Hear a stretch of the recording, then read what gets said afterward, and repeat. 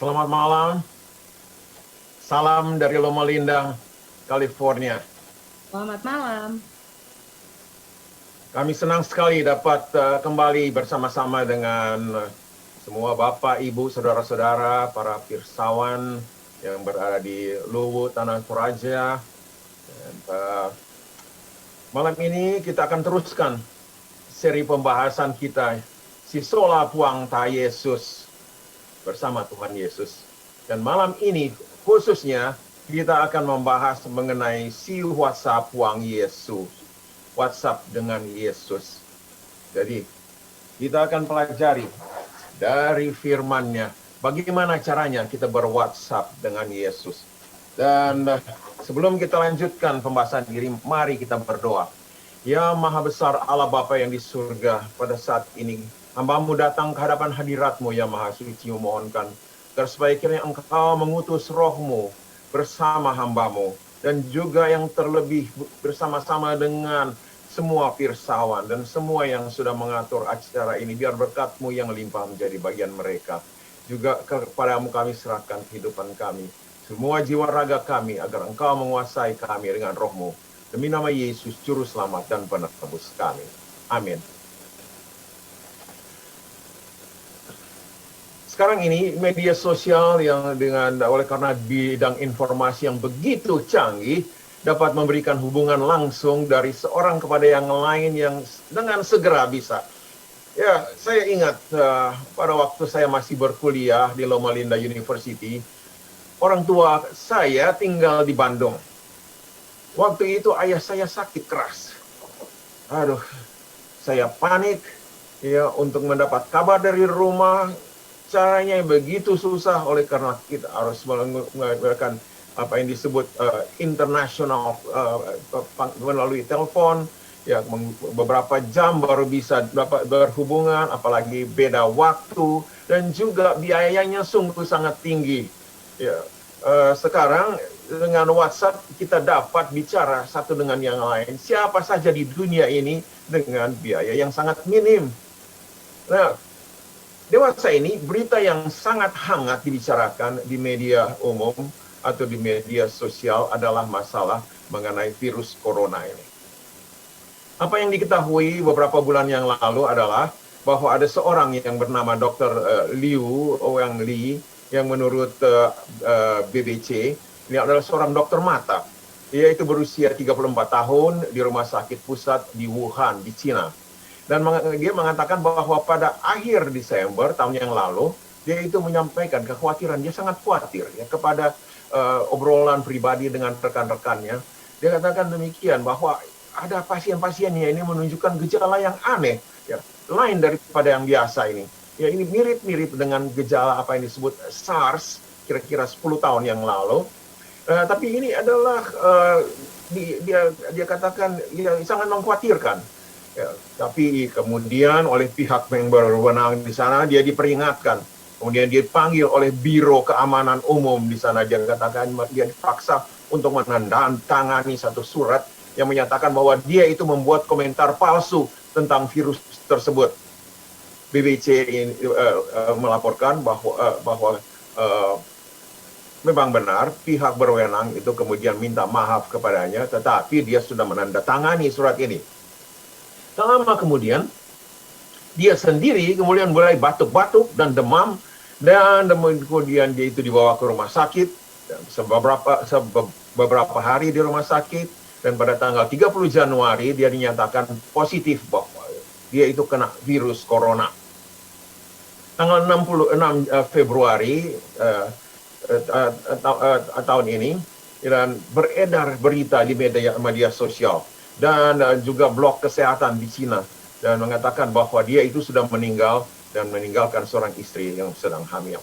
Nah, virus corona ini telah menyerang lebih daripada 54 juta orang yang di seluruh dunia ini, dan mengakibatkan setidaknya lebih dari 1 juta yang sudah meninggal. Di Indonesia saja kasusnya sampai beberapa hari yang lalu ada sekitar 467.000, dan yang meninggal sudah sekitar 15.000. Nah, ini merupakan krisis di seluruh dunia di bidang kesehatan. Di negara-negara tertentu, penggunaan masker itu diwajibkan, Dan orang banyak itu menerima informasi yang sampai pada saat ini simpang siur mengenai wabah ini. Satu cerita lagi beberapa tahun yang lalu, ini terjadi di Minneapolis, Minnesota. Ya, tepatnya tanggal 1 Agustus tahun 2007. Seorang wanita sedang mengendarai mobil pulang daripada kelas yang sedang dia pelajarinya. Dan dia itu mengatakan bahwa dia itu sangat bersemangat. Sedia sekarang ini adalah satu keterampilan yang akan dia gunakan di dalam kehidupannya. Dan sudah kawan-kawannya menyatakan bahwa memang orang ini begitu kehidupannya itu sangat bergairah dan sudah melihat ke depan akan karirnya yang gemilang itu. Tetapi sementara dia mengendarai mobil pulang, jembatan di Sungai Mississippi ini kemudian runtuh dan dia tidak ketahui itu sudah terjadi dan kemudian yang terjadi dengan wanita ini, yaitu mobilnya kemudian jatuh dari jembatan yang putus ini dan 145 orang cedera di sana dan 13 orang tewas termasuk wanita ini yang bernama Yulia. Ya, mengenai ini setelah itu suaminya katakan, bagaimana ini bisa terjadi? Kenapa Tuhan begitu kejam terhadap kami? Ya, sebagai seorang yang tragedi ini menyerang yang tidak terduga. Ada seorang wanita yang sedang mempunyai 2 anak kecil dan saat di dalam sedang menikmati hidupannya, kemudian hidup ini berakhir dengan tragis, kecelakaan aneh dan bukan kesalahannya sendiri. Kalau dipikirkan, boleh 2 minggu sebelum tragedi itu, hidup ini seakan-akan biasa, ya. Itu tidak ada yang mengganggunya. Tetapi kedua anak itu sekarang sudah kehilangan ibu mereka. Dan memang benar, menurut pendapat kebanyakan orang, kadang-kadang Tuhan itu bisa begitu kejam, ya. Apalagi ini yang dikatakan oleh suaminya. Ya, kita berjuang untuk menemukan jawaban.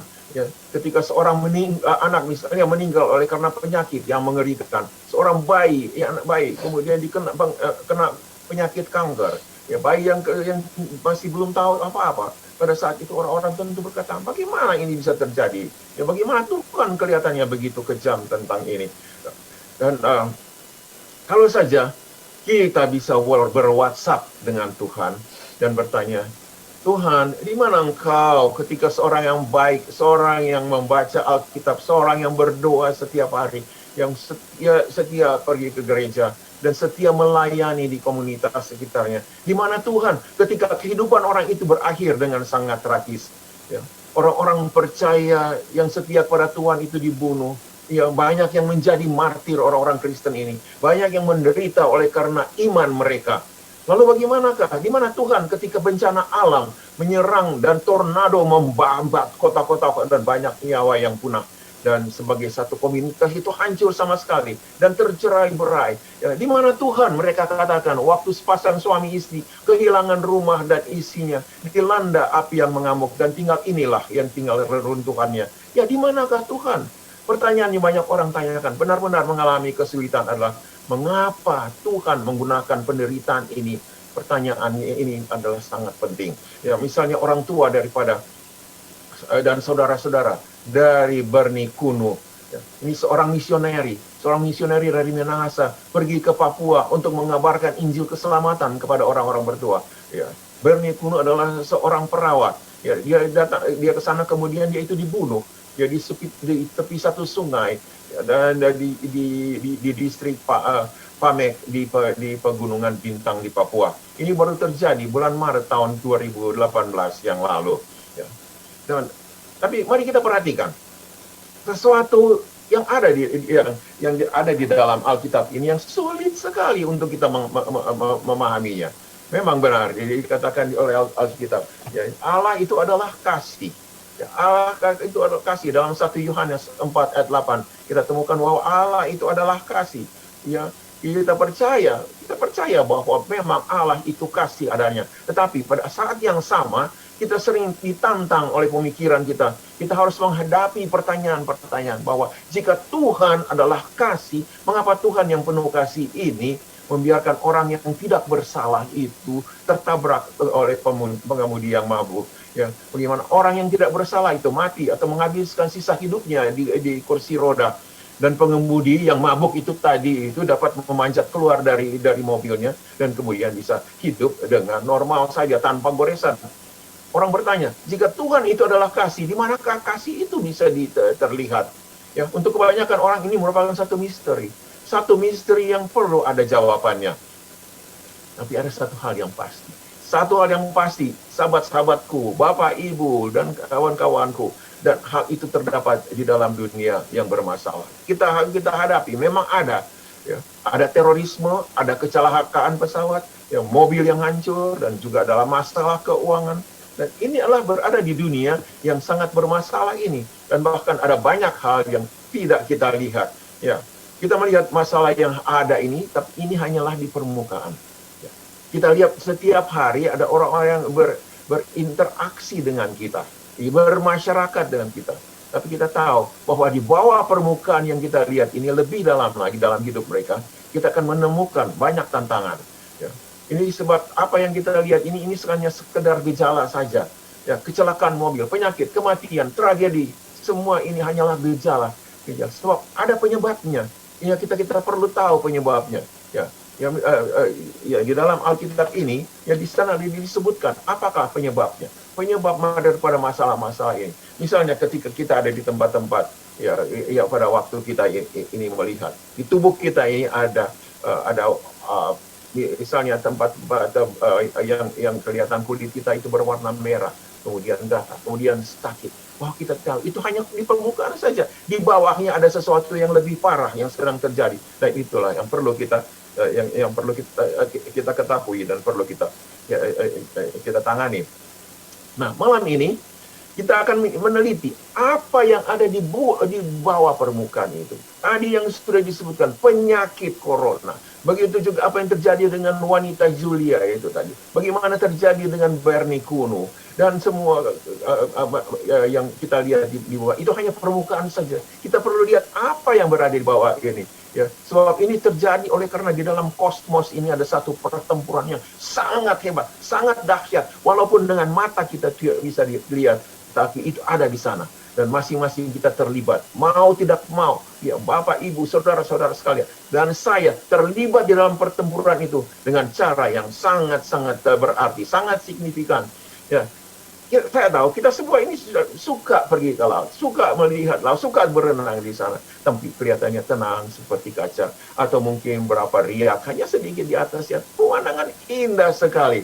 Tapi kadang-kadang juga di pinggir laut ada tanda bahaya. Supaya diamarkan kepada kita, janganlah turun ke laut. Sebab apa? Di bawahnya itu mungkin ada apa yang disebut riptide, ada itu air arus di bawah permukaan yang bisa mematikan kita. Ya, dan sebab permukaan laut ini kelihatan tenang, tetapi di bawahnya ada satu bahaya yang bisa membunuh kita.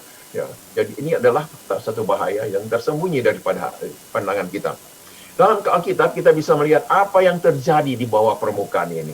Itulah sebabnya kita perlu sekali mempelajari Alkitab. Itulah sebabnya mengapa kita mengadakan seri pembahasan selama minggu ini. Yaitu membahas beberapa hal yang sangat serius yang akan terjadi di dunia ini. Sebelum akhir dunia ini. Sebelum Tuhan Yesus datang kembali. Tuhan berbicara melalui firman-Nya tentang kekuatan yang berbahaya, yang mendatangkan bahaya spiritual, kerohanian dan kehidupan kita kepada kita yang hidup di dalam dunia ini.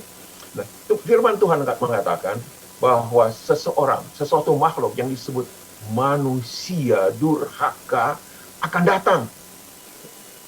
Ya, ini kita berbicara mengenai di dalam kitab Wahyu, yaitu satu binatang yang akan muncul. Ya, ini adalah antikristus yang akan membawa orang menjauh dari hati Tuhan. Ya, dalam Wahyu 16 khususnya. Anda membaca di sana. Ingat, Wahyu 16, baca di rumah. Ya, ingat. Anda membaca tentang pertempuran besar yang disebut pertempuran Armageddon. Baca itu di dalam Alkitab. Anda dan saya sama-sama tahu bahwa perang itu tidak hanya dimulai begitu saja, yang spontan saja begitu terjadi. Ya, misalnya, contohnya, ini adalah Gunung St. Helens. Gunung ini berada di negara bagian Washington, Amerika Serikat, yang gunung ini meledak tahun 1981, tetapi sebelumnya gunung ini meletus, para ahli sains memperhatikan bahwa di area gunung ada satu bagian yang menonjol keluar dari tempat itu dan kemudian bertumbuh dan bertumbuh. Pada akhirnya inilah yang terjadi. Gunung itu meledak, dan sebelum meledak terjadilah gempa bumi dan ledakan uap dan bahaya sedang menghampiri. Jadi dengan cara yang sama, sebelum pecahnya perang ada permusuhan dan ketegangan yang terjadi. Ya, ada hal-hal yang terjadi di belakang layar sebelum meledaknya perang. Ya, di dalam seri ini kita akan temukan bahwa ada hal-hal yang terjadi di belakang layar, di bawah permukaan yang kita perlu tahu. Apakah itu dengan bagaimana caranya kita bisa mengemudi, bisa hidup agar supaya dengan aman kita dapat terlindung, menghindari semua yang akan terjadi, menghindari jembatan yang putus yang berada di depan kita. Sebab kita cenderung tidak menganggapnya aneh bahwa seakan-akan semua yang ada di sekitar kita ini sudah biasa, ya. Dosa, kesedihan, kejahatan, sudah biasa. Tetapi tidaklah demikian pada awalnya. Pada waktu dunia ini diciptakan dengan sempurna oleh Tuhan Allah sendiri. Ya, Tuhan tidak menciptakan bumi yang penuh dengan dosa ini, penuh dengan kesedihan. Ya, Dia menempatkan Adam dan Hawa, pasangan yang sempurna, ke dunia yang sempurna. Ya, tidak ada dosa dan tidak ada orang berdosa. Jadi di mana dosa itu mulai kalau begitu? Ya. Kita diberitakan di dalam Alkitab, dalam Wahyu pasal 12, bahwa dahulu kala ya ada perang di mana di surga. Ya. Percaya atau tidak? Jadi mengapa ada perang di surga? Itu sulit dimengerti. Ya, sulit dimengerti surga yang sempurna bisa ada perang. Tapi di dalam arti harafiahnya, kalau kita lihat, kebanyakan dari kita di sini tidak pernah berada di medan perang. Kebanyakan tidak. Ada yang itu. Tapi kalau dengan cara ini, dengan pengertian secara rohani, secara spiritual, kita semua berada di medan pertempuran ini. Kenyataannya masing-masing kita terperangkap di dalam panasnya, dahsyatnya pertempuran yang melibatkan seluruh dunia dan seterusnya. Nah, Wahyu 12 ayat 7 dan 8 mengatakan, maka timbullah peperangan di surga. Mikael dan malaikat-malaikatnya berperang melawan naga itu, dan naga itu dibantu oleh malaikat-malaikatnya. Tetapi mereka tidak dapat bertahan. Mereka tidak dapat mendapat tempat lagi di surga. Dan naga besar itu si ular tua yang disebut iblis atau setan, yang menyesatkan seluruh dunia, dilemparkan ke bawah. Ia dilemparkan ke bumi bersama-sama dengan malaikat-malaikatnya. Pertanyaannya, mengapa? Mengapa setan yang selalu begitu sebagai pendeta dan penghulu malaikat, sebagai Lucifer, yaitu bintang kejora, sekarang kenapa dia menjadi jahat? Bagaimana hal itu bisa terjadi? Apa yang bisa terjadi di suatu tempat yang sempurna, di surga, di alam semesta? Ini kemudian timbullah dosa dan kesengsaraan dan bencana dan kematian. Dalam Alkitab kita bisa baca di dalam Yesaya 14 ayat 12 sampai 14. Wah, engkau sudah jatuh dari langit, hai bintang timur, putra fajar, engkau sudah dipecahkan dan jatuh ke bumi, hai yang mengalahkan bangsa-bangsa. Engkau yang tadinya berkata dalam hatimu, aku hendak naik ke langit, aku hendak mendirikan takhtaku mengatasi bintang-bintang Allah, dan aku hendak duduk di atas bukit pertemuan, jauh di sebelah utara. Aku hendak naik mengatasi ketinggian awan-awan, hendak menyamai yang maha tinggi. Inilah adalah satu makhluk yang berambisi untuk menjadi seperti Allah. Dialah yang kita sebut setan. Dan hari ini ini adalah sebagai dia masih ada, sebab dia itulah yang mengakibatkan semua ini. Dia adalah yang mulai sebagai satu malaikat yang indah. Faktanya Alkitab mengatakan dia itu adalah satu kerub yang menudungi. Dia tinggal di depan takhta Allah. Ya, Hezkiel tadi menulis bahwa setan itu sangat indah dan ahli musik. Tetapi untuk alasan yang tidak bisa kita mengerti, iblis ingin mengganti tempatnya Tuhan. Oh, luar biasa ini. Dia menghendaki apa? Ibadah. Aku akan menjadi yang paling tinggi. Aku akan menggantikan tempat Tuhan. Disitulah kejahatan dimulai. Makhluk yang diciptakan menginginkan ibadah, perbaktian yang hanya untuk pencipta saja. Sulit untuk memahami seseorang yang tidak puas dengan posisi yang diberikan Tuhan ketika mereka berada di hadirat Tuhan di surga dan semuanya sempurna. Tapi itulah yang terjadi. Setan sekali lagi ingin ibadah. Dan Alkitab menjelaskan bahwa meskipun setan tidak menerima ibadahnya di surga, ia bertekad untuk menerimanya di bumi ini. Dalam kitab Wahyu diberitakan bahwa nanti ada saatnya ketika setan akhirnya jalannya. Wahyu 13 ayat 14, dan mereka, ini yang mereka yang di bumi, menyembah naga itu karena ia memberikan kekuasaan kepada binatang itu, dan mereka menyembah binatang itu sambil berkata, siapakah yang sama seperti binatang ini dan siapakah yang dapat berperang melawan dia. Sekarang hal itu sangat penting. Setan itu di surga menginginkan penyembahan, dia tidak dapat di sana, tidak bisa melawan Tuhan Allah. Dia tidak dapat apa yang diinginkannya. Nah, sekarang dia tunjukkan pandangannya yang bertumbuh kepada siapa? Kepada manusia, mereka yang ada di dunia. Tuhan Yesus sendiri menyebut setan sebagai penguasa dan kekuatan di udara. Yesus berkata kepada Petrus, setan ingin memiliki kamu. Dia tidak kelihatan tetapi dia ada di sekitar kita ini. Di padang gurun, setan juga mengaku sebagai pemilik semua kerajaan di dunia ini. Mari kita lihat apa yang dilakukannya dia. Dan sekarang kita tanyakan dulu, Perhatikan dunia kita dan tanyakan pada diri Anda, apakah tampak seperti setan itu mengaku sebagai pemilik dunia ini? Ketika kita melihat masyarakat, cobalah kita perhatikan sekarang masyarakat ini. Kita berbicara tentang hal-hal yang cenderung, yang kelihatan, yang semakin hari semakin merosot akhlak dunia ini. Sebab masyarakat nyatanya tidak membaik. Apakah Anda setuju dengan saya? Saya tahu pasti Anda bersetuju. Anda dapat yakin akan hal itu. Dan tidak juga kita sekedar masyarakat ini hanya sekedar menurun saja, tapi sudah jeblos, jatuh. Apa yang tidak kita lihat 20-30 tahun lalu, sekarang kita lihat dan sudah kelihatan seperti biasa.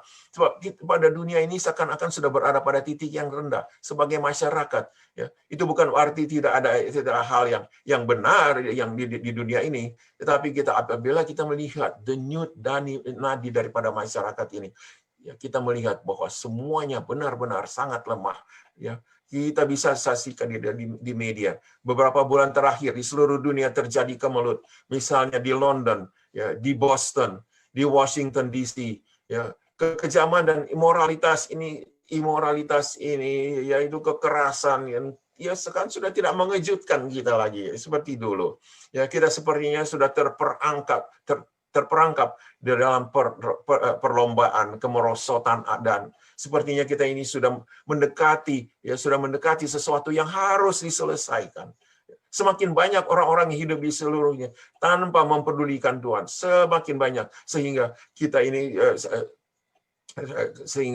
di dalam keluarga, saya ingin sarankan kepada Anda bahwa ini semua adalah bagian dari strategi utama yang dibuahkan setan ribuan tahun di dalam perencanaannya. Perencanaan utama memiliki tujuan yang sangat khusus di dalam pikirannya. Apakah tujuannya itu? Dia tujuannya agar supaya apa? Supaya jumlah orang Kristen di dunia ini semakin menurun.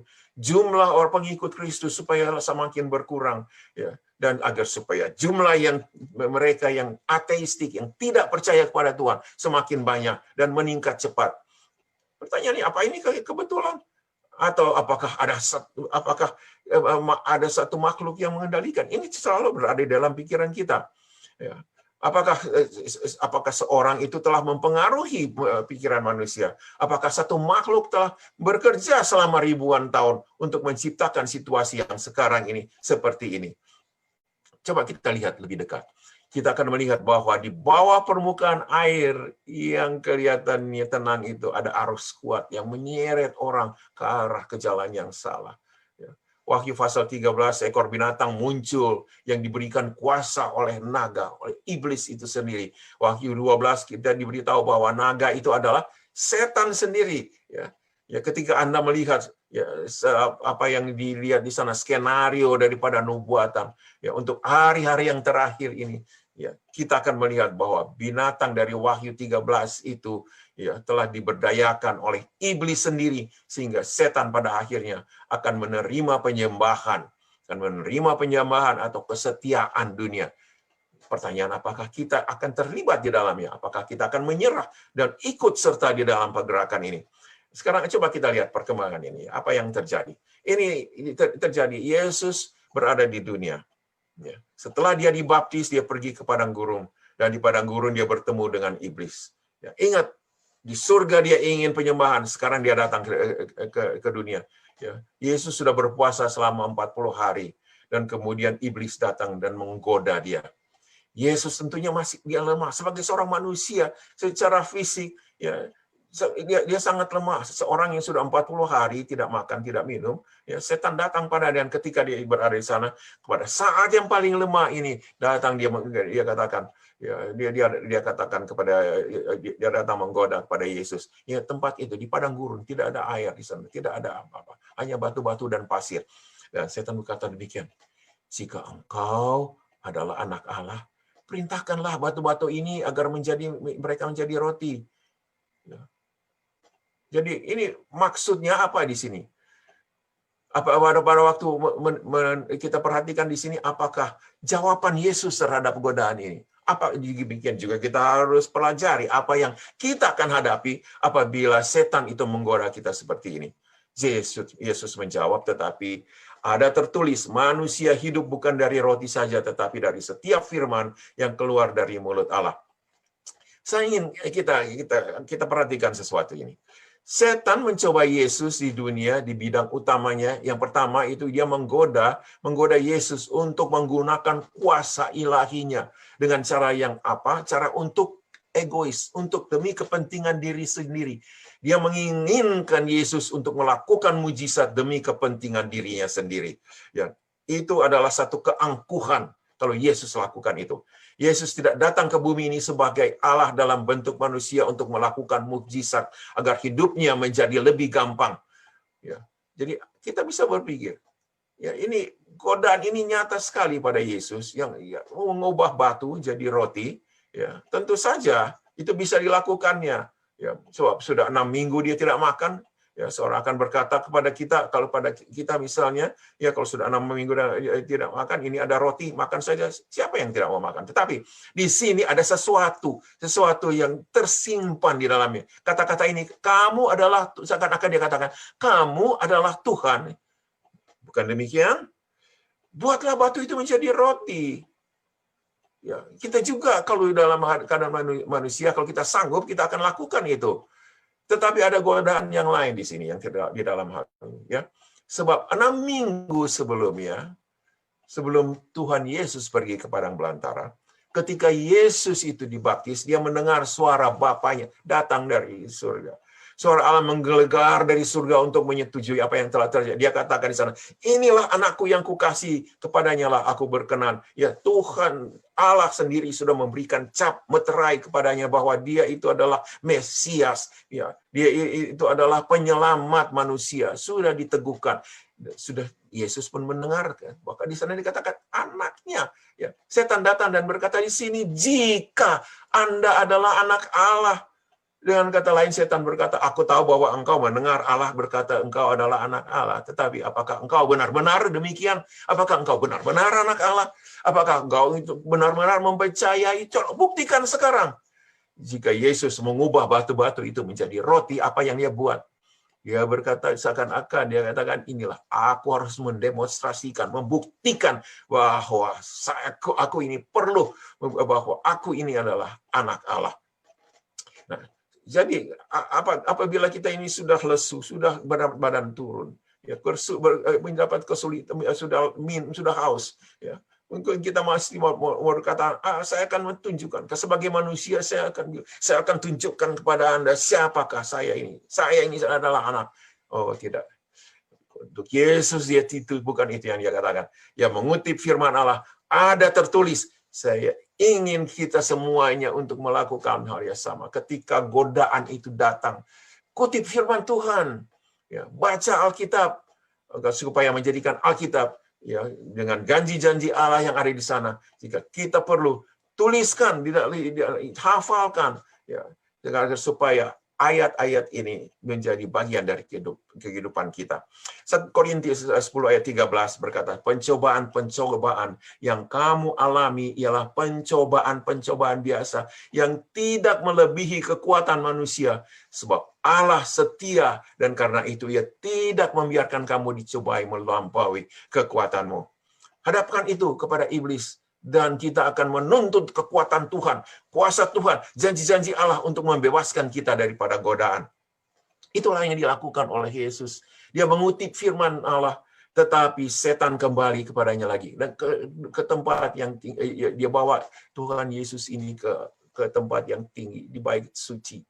Dia katakan di sana, jika engkau anak Allah, jatuhkanlah dirimu ke bawah, sebab ada tertulis, ya, Ia akan memerintahkan malaikat-malaikatnya dan mereka akan menatang engkau di atas tangannya supaya kakimu jangan terantuk pada batu. Sekali lagi ya, dengan menjawab tantangan ini, ya, Tuhan Yesus mengatakan, ada tertulis, janganlah engkau mencobai Tuhan Allahmu.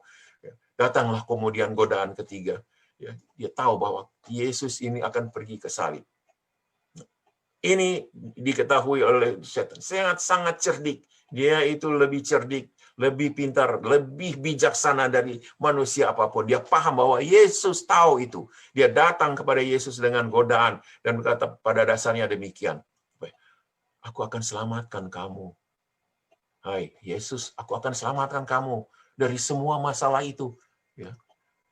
Kenapa harus pergi ke salib? Kenapa harus menderita? Kenapa harus menanggung dosa seluruh dunia ini? Ya.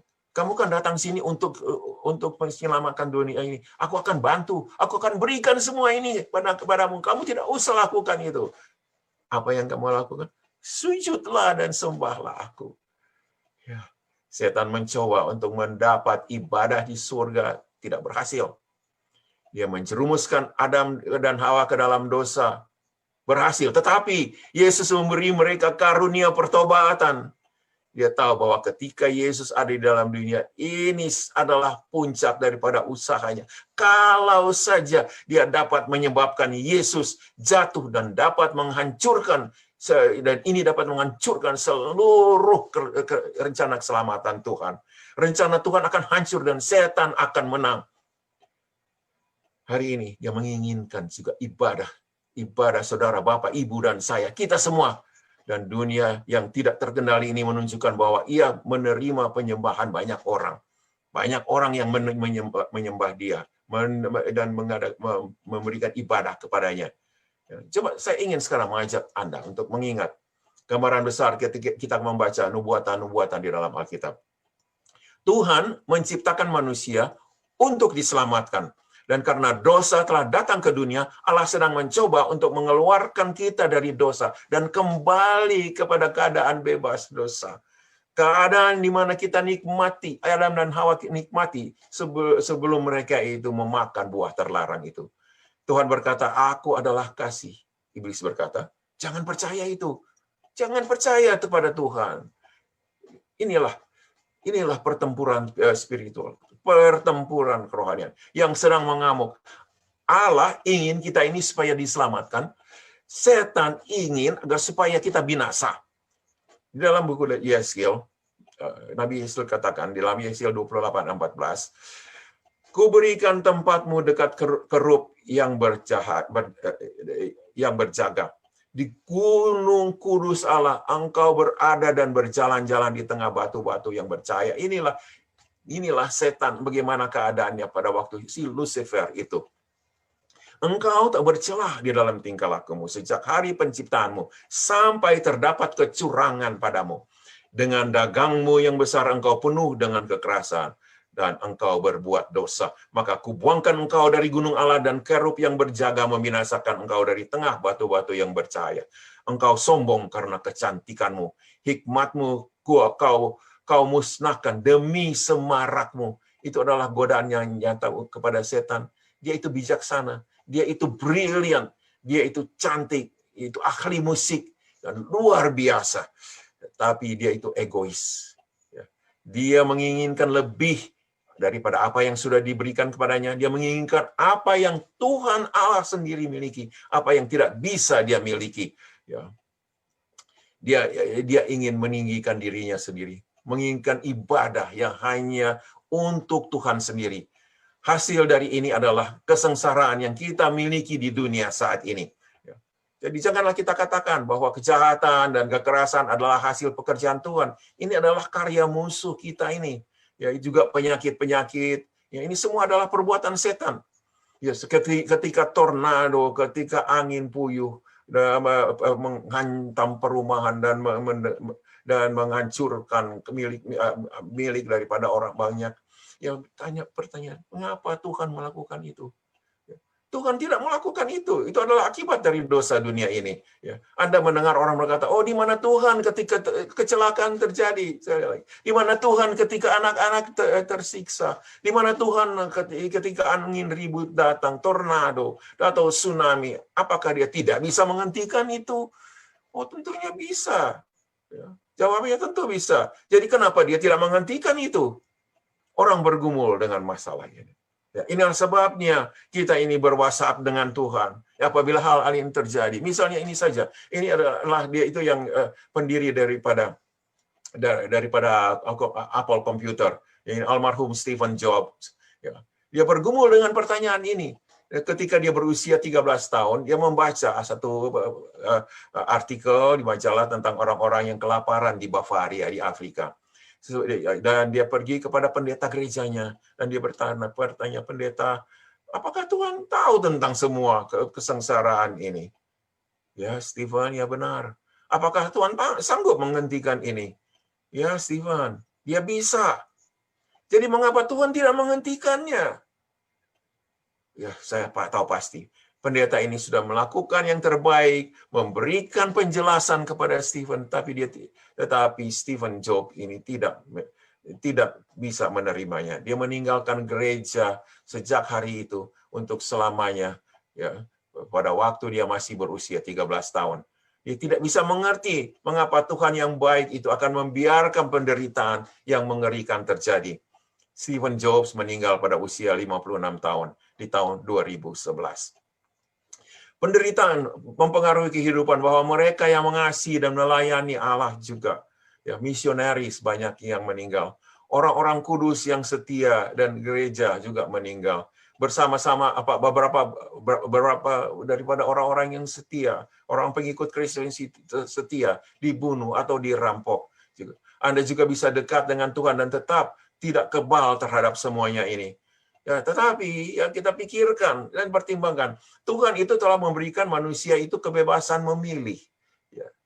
Ya, para malaikat juga diberikan kebebasan untuk mengasihi Allah dan melayani Dia.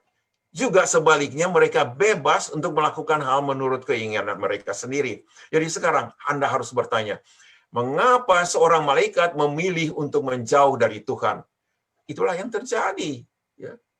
Tidak hanya satu, tetapi Alkitab katakan bahwa malaikat sepertiga dari para malaikat itu memilih untuk memberontak terhadap Tuhan. Ya, sulit sekali untuk dibayangkan. Tetapi itulah sudah terjadi. Apakah masuk akal atau tidak? Tidak, tentu tidak masuk akal. Mengapa malaikat melakukan itu? Mengapa orang-orang banyak melakukan itu? Kita melihat orang-orang melakukan hal-hal yang merusak diri sendiri setiap hari, ya, yaitu mereka itu melecehkan kesehatan mereka, melanggar peraturan kesehatan, melanggar juga peraturan lalu lintas, melanggar peraturan negara, semua terjadi. Tapi mereka tahu apa yang terjadi dengan mereka. Ya, mereka itu merusak diri sendiri, tapi mereka tetap melakukannya. Ya. Orang yang tahu bahwa Tuhan adalah kasih, namun menjauhi diri daripada Tuhan. Sama seperti Tuhan memberikan malaikat kebebasan memilih, Dia juga memberi manusia kebebasan memilih. Kepada Anda, Bapak, Saudara, Ibu, dan saya, kita mempunyai kebebasan untuk memilih. Tapi iblis yang sama, yang berbohong kepada para malaikat itu, juga berbohong kepada Adam dan Hawa, berbohong kepada kita. Kita lihat Ini bohong yang dilakukannya kepada Adam dan Hawa. Ya, mereka itu ditempatkan di taman yang sempurna, di planet yang sempurna. Tidak ada dosa, tidak ada polusi, tidak ada masalah dalam bentuk apapun. Segalanya baik. Tuhan berkata, kamu boleh makan buah apapun yang ada yang kamu inginkan di taman ini. Tapi jangan makan buah yang tumbuh di pohon pengetahuan baik dan jahat. Kamu bisa makan semua buah yang lain, asalnya jangan makan buah ini yang tertentu, yang satu ini saja. Ya. Berapa sulit untuk itu dilakukan pada waktu di satu taman yang indah. Tapi ular itu datang. Dia datang kepada mereka dan berbohong. Ya, dia katakan, oh tentu Allah katakan semua pohon di dalam tangan ini kamu tidak boleh makan buahnya. Oh, ya, apa yang dikatakan di belakang? Terus ditambahnya bahwa kamu sebenarnya tidak akan mati. Allah mengetahui pada waktu kamu makannya, matamu itu akan terbuka dan kamu akan, apa yang di sini sebutkan lagi katanya, yaitu kamu akan menjadi seperti Allah. Kenapa? Sebab Dia yang mau menjadi seperti Allah dan tahu mana yang baik, mana yang tidak. Dan Lucifer berkata, Tuhan menahan sesuatu itu dari dirimu. Tuhan menahan berkat, hal-hal yang baik, dan mata Anda akan terbuka. Dan Tuhan tidak akan, sebab Tuhan tidak inginkan itu. Ya. Jadi lihatlah, coba pikirkan katanya, betapa egoisnya Tuhan itu. Dia pasti mengatakan hal yang sama juga di surga kepada sepertiga daripada malaikat-malaikat itu. Dia katakan, cara saya lebih baik.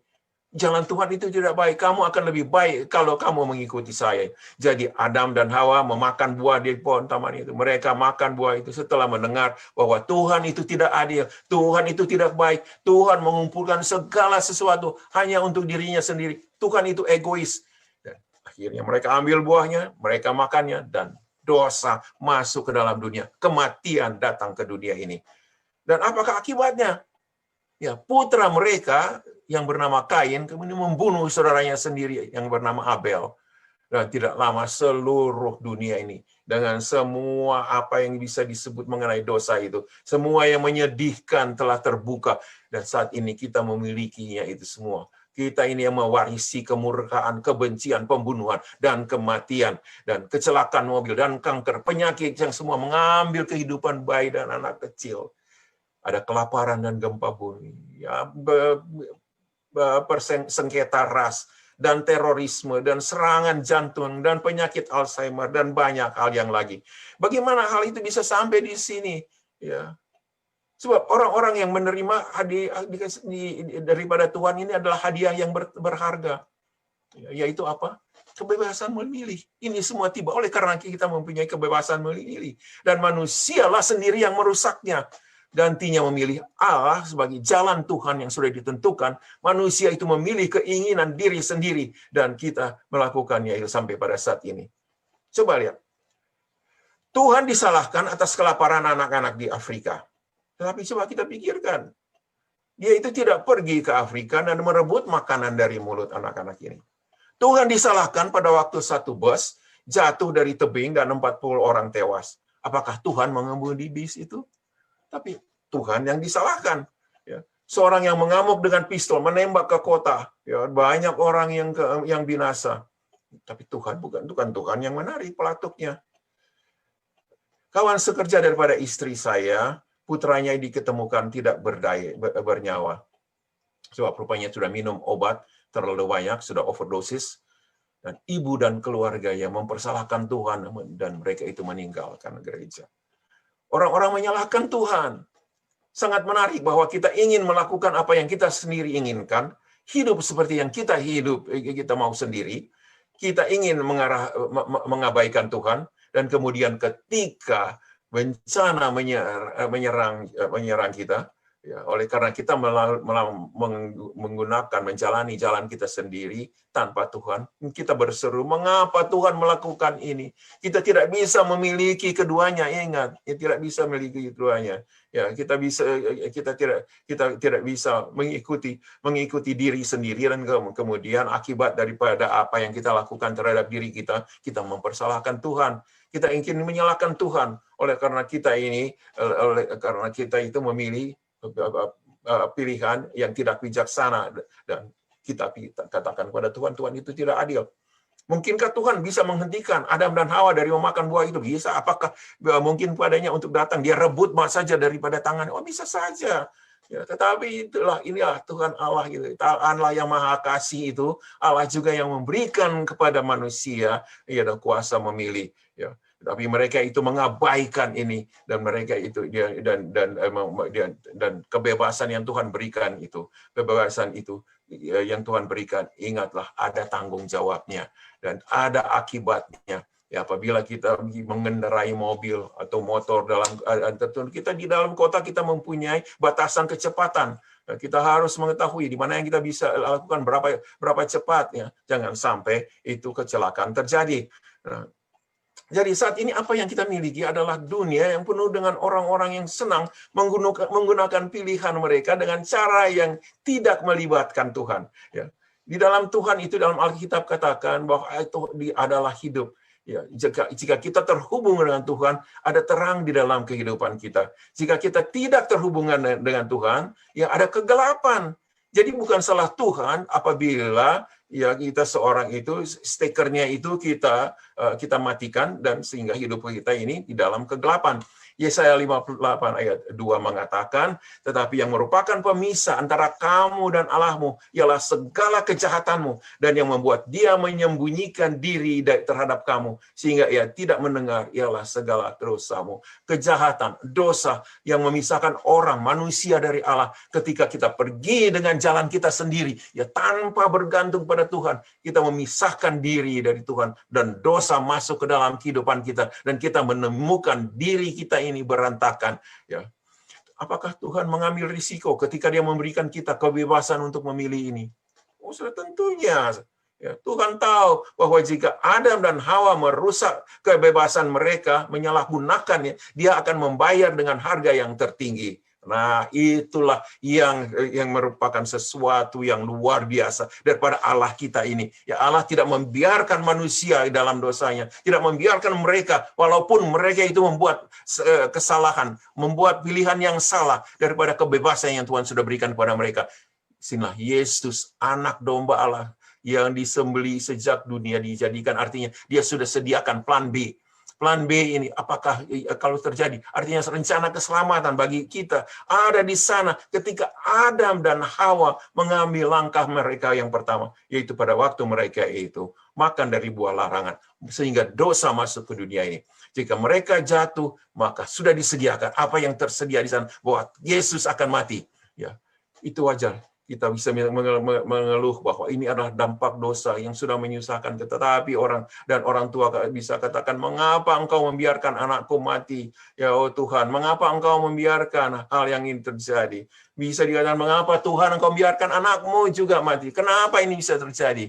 Dalam Yohanes 3 ayat 16 inilah merupakan sesuatu yang indah. Dikatakan Alkitab kepada kita. Karena begitu besar kasih Allah akan dunia ini, sehingga Ia telah mengaruniakan anaknya yang tunggal, supaya setiap orang yang percaya kepadanya tidak binasa, melainkan beroleh hidup yang kekal. Memang di sana ada kebinasaan, oleh karena kejatuhan Adam dan Hawa, oleh karena dosa yang sudah dibuatnya, oleh karena kesalahan. Tetapi di sini ada penawarnya, ada obatnya, yaitu anak Allah sendiri datang ke dunia ini untuk menyelamatkan manusia dari dosa itu. Ini luar biasa.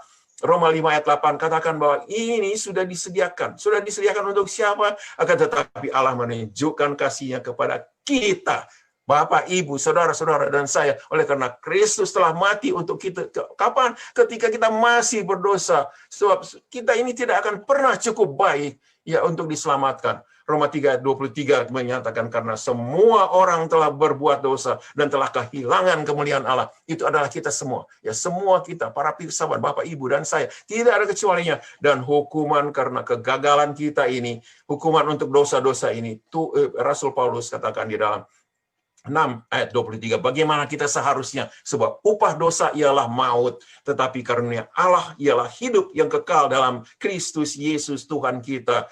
Tetapi kemudian dia itu lanjutkan, untuk memberikan kita kabar baik. Tetapi karunia Allah adalah hidup yang kekal dalam Kristus. Ini adalah kabar baik. Kristus Yesus Tuhan kita. Kita harus mati. Ya, kita harus dihukum oleh kesalahan kita. Tetapi Allah menyatakan, menambahkan kepada kita hidup sebagai gantinya. Allah berfirman melalui Nabi Yeskiel 33 ayat 11, Aku tidak berkenan kepada kematian orang fasik. Itu adalah saudara-saudara dan saya. Melainkan aku berkenan kepada pertobatan orang fasik itu dari kelakuannya. Supaya ia hidup. Bertobatlah dari hidupmu yang jahat itu. Mengapa kamu akan mati, hai kaum Israel? Tuhan memohon di sana, dia memanggil ya agar kita menjauh dari kematian dan memperoleh kehidupan. Tuhan menawarkan kepada kita hidup. Ya, ini adalah dunia yang penuh dosa yang ada di sekitar kita, tetapi kita bisa keluar dari sana. Ya, kita bisa hidup. Caranya bagaimana? Ya, saya ingin untuk kita pelajari malam ini. Ya, bisa hidup, kita bisa hidup. Caranya bagaimana? Ya, dan saya harap bahwa Bapak Ibu perhatikan ini, tuliskan, hafalkan. Yang pertama adalah percaya, mudah saja. Hal pertama harus lakukan adalah percaya apakah ada Tuhan. Tentu, apakah Yesus itu anaknya? Sudah tentunya. Apakah Yesus mati sebagai juru selamat dunia? Sudah tentunya. Kisah 16 ayat 31 katakan. Jawab mereka, percayalah kepada Tuhan Yesus Kristus dan engkau akan selamat. Engkau dan isi rumahnya. Percayalah. Apakah Allah mengutus anaknya Yesus untuk mati? Tentu saja. Apakah dia itu untuk kita? Saya tentu. Dan kita semua bisa percaya. Kita mungkin berpikir, oh, tapi saya ini orang yang jahat. Saya sudah berbuat begitu banyak kesalahan. Ya, saya sudah menyangkal Tuhan. Ya, sudah menyakiti hati keluarga, ibu bapak saya.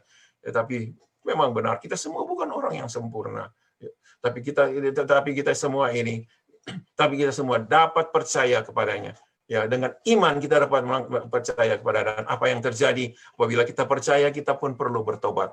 Alkitab berkata, begitu kita belajar, kita percaya, kita menerima, kita bertobat, disinilah kita pergi kepada Tuhan dan berkata, Tuhan, apa yang saya sudah lakukan ini semua itu adalah salah. Ya, dan saya tahu itu semua adalah salah. Saya mohon maaf pada Tuhan. Ya, saya mohon maaf supaya dosamu dihapuskan. Pertobatan adalah duka cita untuk dosa dan berbalik dari dosa. Pertobatan sejati itu tidak mengatakan, oh saya ini menyesal, ya, saya tertangkap dan saya tidak mau masuk penjara, ya, atau ya oleh saya maaf saya sudah lakukan itu tapi ya, apa saya akan buat lagi? Mungkin saya tidak tahu. Bukan demikian. Tapi ini adalah pertobatan, itu adalah sejati. Ya, Tuhan, aku ini adalah milikmu. Ambillah, maafkan aku, ubahlah aku. Pertobatan adalah berbalik di dalam hidup kita oleh kasih karunia Allah. Ya, orang yang kasar itu tidak lagi melakukan kekerasan. Ya, pembohong sekarang sudah menjadi seorang yang jujur. Orang yang tidak bermoral akan menjadi murni. Ya, orang yang pemabuk sekarang bebas dari alkohol. Ya, pecandu-pecandu narkoba sekarang bersih dari semuanya itu. Ya, sesudah kita percaya, sudah kita bertobat, kita pun perlu mengaku. Kita perlu mengaku dosa-dosa kita. Sebutkanlah itu, datang kepada Tuhan. Ya, dan inilah yang saya lakukan. Inilah yang saya ini seperti inilah. Ya, jika Anda sudah berbohong, beritahu kepada Tuhan. Ya, sudah beritahu kepada Tuhan. Saya sudah pernah menipu, sudah pernah mencuri, dan tapi dia mengerti. Apabila kita mengaku, Tuhan mengerti. Ya, tapi mengakulah itu kepada Tuhan. Dan Tuhan ingin tahu bahwa kita ini sudah sadar. Ya, kita mengaku. Meskipun itu dosa yang paling besar, itu dosa kita, inilah yang membunuh Tuhan Yesus. Alkitab berkata dalam 1 Yohanes 1 ayat 9. Jika kita mengaku dosa kita, maka Ia adalah setia dan adil, sehingga Ia akan mengampuni segala dosa kita dan menyucikan, bukan hanya mengampuni saja, tapi menyucikan kita dari segala kejahatan. Ini luar biasa. Dosa kita mengorbankan hidup Yesus, namun Tuhan mau mengampuni dosa-dosa kita dan apabila kita mengakuinya, luar biasa, dan juga menyucikan kita, membersihkan kita dari semua. Ia tidak hanya mengampuni saja, membersihkan, tapi juga noda-noda dosa itu akan hilang. Jadi sudahnya kita percaya, sudahnya kita bertobat, sudah mengaku, kita harus menerima. Ini adalah langkah yang keempat yang sering ditinggalkan adalah menerima. Ya, ini menerima bagaimana? Kita ini menerima itu kita datang dengan tangan terbuka dan Tuhan Yesus akan berikan berkat-Nya. Terimalah roh Allah ke dalam hidup kita. Ya, Wahyu 3 ayat 20 mengatakan, lihat, Aku berdiri di muka pintu dan mengetok. Inilah ada pintu. Lihat pintunya itu tidak ada pegangan tangan. Sebab ini hanya pintu hanya bisa dapat dibuka dari dalam. Ya, jikalau ada orang yang mendengar suaraku dan membukakan pintu, aku akan masuk mendapatnya dan aku makan bersama dengan dia dan ia bersama dengan aku. Kita harus izinkan dia. Ya, dia mengetuk, kita harus buka pintu kita dan biarkan dia masuk ke dalam hidup kita. Salah satu hal yang paling menakjubkan tentang hal ini adalah bahwa Allah akan melakukan hal, dia yang lakukan, bukan kita. Yang perlu dilakukan di dalam hidup kita, apabila kita membiarkan dia, jikalau kita mau menerima dia, jika kita mau berserah kepadanya, ya, sebab banyak orang yang benar-benar orang percaya, tetapi sebetulnya masih ada keraguan di dalam kehidupan mereka. Ya, mereka itu hanya setuju dengan apa yang disebutkan di dalam firman Allah. Ya, saya percaya pada Allah, saya setuju mengenai juru selamat, saya setuju ini semua benar. Ya, saya setuju bahwa dia mati untuk kita, tapi untuk menjadi pengikutnya, tunggu dulu. Ya, saya tidak bisa menyerahkan hidup saya kepada Tuhan. Ya, berserah adalah bagian yang penting. Ini sesuatu yang penting dalam hal ini. Jika kita menerima Yesus, dia akan datang ke dalam hati kita, memenuhi kita ini dengan kehadirannya. Wah, luar biasa. Bagaimana hidup seorang manusia yang berdosa bisa dipenuhi dengan kehidupan, dengan hadirat daripada Tuhan Allah yang Maha Kuasa melalui Yesus Kristus, melalui Roh Suci-Nya, ya, dan dia akan menjalankan hidupnya. Apabila kita di dalam hidup ini, kita menjalani hidup, tapi sebetulnya hidup kita bukan hidup kita sendiri, tapi itu hidup yang berasal daripada Tuhan. Sekarang saudara kata, saya ini suka untuk tidak marah-marah lagi. Tapi ini saya tidak bisa, saya coba berapa puluh kali tidak bisa. Saya ingin berhenti minum alkohol, tetapi tidak bisa melakukannya itu. Saya ingin untuk berhenti berkeliaran dengan melirik ke sini ke sana di luar daripada pasangan saya. Ya, tapi aku ini sudah terjebak, sudah demikianlah, aku tidak bisa berhenti. Ya, Anda tahu apa yang akan kita pelajari, yaitu adalah benar. Anda benar, memang benar-benar ya. Saya bisa katakan itu benar, hal itu benar di dalam manusia. Ya, itu sebab Anda sendiri, ya kita semua sendiri, saudara, bapak, ibu, kita sebagai manusia, kita hanya dapat bertekad, kita akan hanya dapat sekedar bisa berkeinginan, tapi kita tidak mampu lakukan itu. Ya. Gantinya apa yang harus kita buat? Kita serahkan itu, serahkan kepada Allah. Maka kita akan mengalami kuasanya. Saudara akan lihat ketika godaan itu datang mengetuk pintu hatinya. Kalau Yesus sudah berada di sana, biarlah Yesus yang jawab godaan itu. Di godaan itu akan berlalu. Yakobus 4 ayat 6 katakan, lawanlah iblis itu, maka ia akan lari daripadamu. Ya. Jadi jika Anda lemah, ya, WhatsApp dengan Tuhan Yesus. Ya, WhatsApp dengan dia. Itulah sebabnya kita malam ini belajar. Kita ber-WhatsApp dengan dia. Bilang saja, ya, haleluya, sebab Tuhan Allah sendiri mengatakan kepada Paulusnya, haleluya, Tuhan akan ada bersama dengan kita. Justru itulah dalam Rasul Paulus katakan 2 Korintus 12 ayat 8, dalam kelemahanlah kuasaku menjadi sempurna. Ya. Tuhan tidak mencari yang kuat, ya. Tuhan tidak mencari orang-orang yang kuat. Bagi orang-orang yang sudah kuat, yang merasa dirinya sempurna, ya tidak bisa diselamatkan. Ya, sebab dia justru orang-orang yang lemah.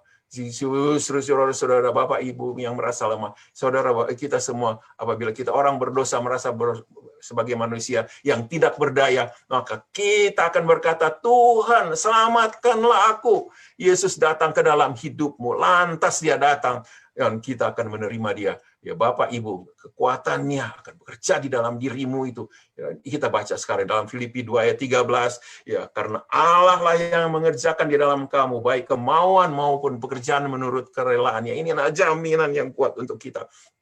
Perhatikan ayat ini, siapa yang melakukan pekerjaan itu? Apakah kita sendiri dan kemauan ini? Tuhan sendiri yang lakukan itu. Tuhan yang memberikan kekuatan itu. Kita hanya memberikan kepadanya kehendak kita, kemauan kita. Kita berserah dan kemudian Tuhan melakukan pekerjaan yang perlu dilakukan. Kita harus setuju, kita harus patuh, kita harus bekerja sama. Jika kita tadinya yang suka minum alkohol, tuak, cap tikus, sedang mengemudi di jalan dan kemudian ada satu toko di sana yang yang bisa kita singgah di sana. Ya, itu adalah godaan. Saat itu kita bisa, Tuhan tolonglah dalam kelemahan saya. maka kita akan liwati itu tanpa ada masalah lagi. Ya. Jadi kita perlu mengisi diri kita, menyambut panggilan Tuhan ini. Ya. Kita katakan, Tuhan, kita terima kasih kepada-Nya. Saya menerima bantuan-Mu. Tuhan akan mengubah hati saya. Dan surga akan berada dalam hidup saya ini. Saya tidak perlu untuk melakukan semua. Tidak perlu berserah kepada kebiasaan-kebiasaan lama. Kita tidak perlu berjuang melawan diri kita, berjuang sendirian. Kenapa? Jaminannya ada bersama-sama dengan kita. Dia akan menjalani hidup itu di dalam kita. Ya, apa yang kita harus lakukan? Kita biarkan saja. Tuhan adalah seorang manusia, ya, seorang manusia yang Tuhan sudah pernah menjadi manusia. Dia tahu semua kelemahan kita. Ya. Tetapi ya, Tuhan itu adalah seorang yang ramah tamah dan sangat sopan. Dia tidak akan menendang pintu hati kita supaya maksa kita masuk ke dalamnya. Tapi kita harus membukanya. Dia mengetuk dan biarkanlah. Jadi kita bisa katakan, Tuhan, ambillah aku. Bekerjalah di dalam diriku. Saudara-saudara, hidup Anda, hidup saya tidak akan pernah menjadi sama. Ya, di mana tidak ada harapan, kita akan memiliki harapan yang kuat. Keajaiban yang Tuhan telah lakukan untuk orang lain, Dia dapat lakukan untuk kita semuanya. Mengenai dosa, apakah itu masalahnya? Tuhan bisa mengampuni dosa semua kita. Apa yang kita telah lakukan itu tidaklah masalah. Semuanya itu adalah sudah diselesaikan. Ya, sebab katakan, saya percaya kepada Tuhan, tetapi bagaimana saya bisa mengampuni diri saya sendiri? Itu pengampunan bukan dari Anda, itu dari Tuhan. Ya, bukan pengampunan itu hanya dari Tuhan Yesus saja. Ya, itu jadi Tuhan ingin Anda memiliki kehidupan baru. Hati yang baru, itulah yang Dia inginkan. Ingatlah kebebasan memilih yang kita bicarakan ini. Terserah pada kita, kepada saudara, Bapak, Ibu, dan saya untuk menyambutnya. Ya, saya ingin ceritakan satu cerita. Cerita ini seorang pria yang namanya Ernest Shackleton.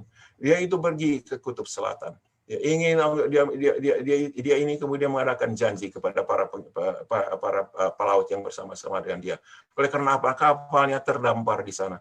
Kapalnya itu kemudian rusak dan mereka harus tinggal di sana berbulan-bulan, berminggu-minggu lamanya. Kemudian dia mengambil keputusan dia harus tinggalkan mereka pergi mencari bantuan.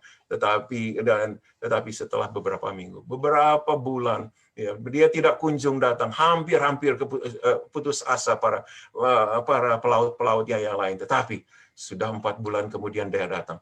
Dia datang ke tempat itu. Kemudian dia datang menolong mereka, membawakan mereka kepada keselamatan.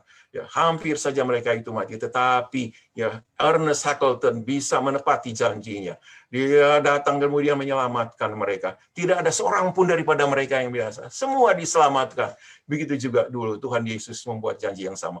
Aku akan datang kembali, akan menyelamatkan umatnya, menyelamat saudara-saudara, Bapak, Ibu, dan saya. Ya, oleh karena apa? Dia mati untuk dosa kita. Jadi itulah hidup yang ada di dalam Kristus. Dan jika kita semua itu pada malam hari ini, para pemirsa, apabila kita mau datang kepadanya, maka kita akan memiliki hidup kita. Dia akan kembali ke dunia ini segera. Dan setelah dia datang kepadanya melalui iman di dalam Kristus, kita menerima dia dalam hati. Apabila kita menerima karunia hidup kekal, Bapak-bapak, Ibu, sahabat-sahabatku, apa lagi yang menghalangi ini? Kita tahu semuanya ini. Dia sudah sediakan untuk kita. Maka maka pada malam ini saya undang. Apabila kita bersedia untuk menerima dia, untuk menjadikan dia juru selamat, menjadi kekuatan di dalam hidup kita, menerima di dalam hati kita, supaya kuasa Roh Allah ini akan menyertai kita semua dan memberikan kekuatan untuk mengalahkan kebiasaan dosa kita. Dan berserah kepada Tuhan Yesus penebus dan penyelamat kita. Dan apabila Anda bersedia untuk melakukan itu, mari saya undang kita berdiri bersama-sama. Saya ingin untuk mendoakan Bapak, Ibu, dan semua yang ada yang bersama-sama pada malam ini. Ya Allah, Bapa yang berkasihan, Bapa dalam kerajaan surga, yang sedia akan kembali menjemput kami orang berdosa. Tolonglah Tuhan agar supaya kami dengan kuasa memilih-Mu itu yang Tuhan berikan. Tuhan, tolong supaya kami dapat memilih Engkau, memilih Yesus yang sudah mati bagi kami, sudah memberikan kekuatan kepada kami supaya kami boleh hidup sesuai dengan kehendak-Mu. Tolong Tuhan, kami ini orang-orang berdosa, kami mengaku di hadapan hadirat-Mu, kami membutuhkan Engkau, selamatkanlah kami. Tuhan, biarlah Tuhan menyertai kami semuanya, sementara kami berbakti padamu, sementara kami belajar sepanjang seri ini. Terima kasih Tuhan, karena Engkau telah mendengar